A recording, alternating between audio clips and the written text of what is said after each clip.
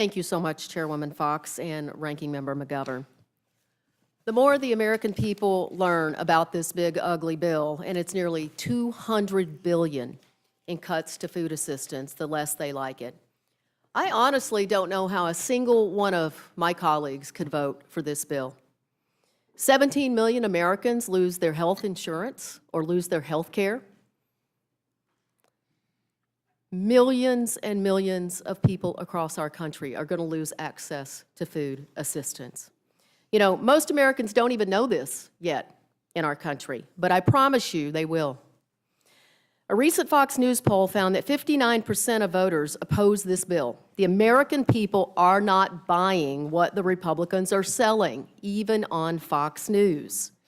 The American people, like House Democrats, want to reduce waste, fraud, and abuse.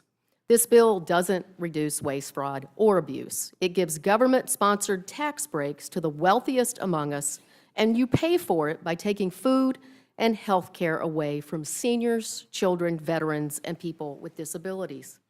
And it isn't even paid for. It adds nearly $4 trillion to the national debt. So much for fiscal responsibility here. The American people, including Minnesotans, know the cost of living is too high. This bill does not lower the cost of living. It makes meeting the basic needs like groceries and accessing medical care more expensive. I promise you this bill will raise health care costs for everyone. The American people want efficient and effective governance. This bill doesn't do anything to improve good governance. It makes it worse by pushing billions in new expenses onto state and county governments, forcing our state and local governments into a position where they have to decide between taking food away from their friends and neighbors or slashing other local services or raising taxes. And I mean that in 10 states across this country. Folks are going to have to look at raising county taxes in order to pay for the administration and perhaps even the benefit of cutting food assistance. In Minnesota alone, where the burden for SNAP cuts will fall to the counties, the Association of Minnesota Counties projects they'll have to raise property taxes by an average of more than 5% to pay for it, and by even more in some counties. Many of you sitting here today do not even know the effect that this bill will have on your counties. Republicans have managed to do almost the impossible. Miraculously, you've created a bill that takes food and health care away from millions of Americans in a way that does not save taxpayer dollars, but instead adds trillions of dollars to the national debt. Minnesotans and Americans in every corner of this country are asking, how is any of this actually possible? It's simple. You've picked tax breaks for large corporations and ultra-wealthy people in our country over hardworking families. Republicans are selling the American people down the river. This bill sells out our farmers and the families they feed. Of course, we need all the elements of a farm bill. Mr. Chairman talked about the elements in this bill. We should be doing this in a farm bill, a full 5-year farm bill with 12 bipartisan titles. It sells out the hopes and dreams of millions of Americans struggling to keep food on the table. It sells out more than 300 rural hospitals that are at risk of closing due to Medicaid cuts.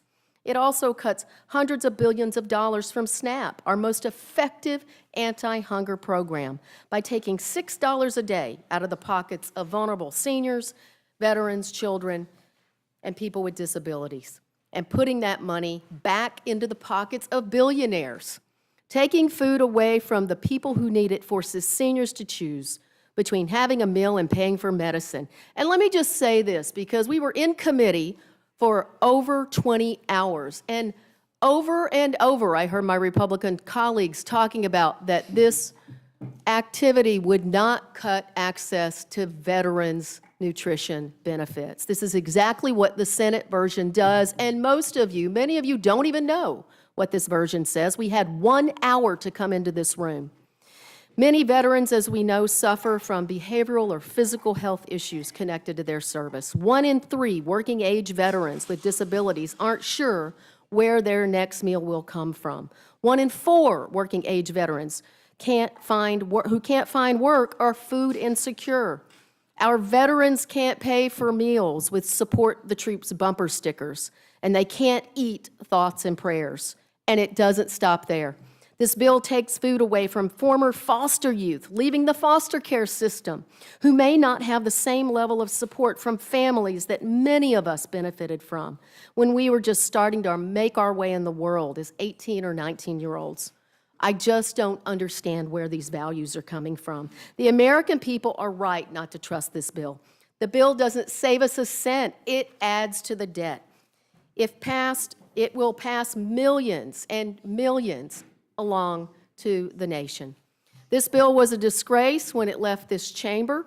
Most of you haven't read it to know that it's even more of a disgrace now that it's back. And folks, this is one of the worst mistakes anyone who votes yes for will make in your political career. Thank you, and I yield back.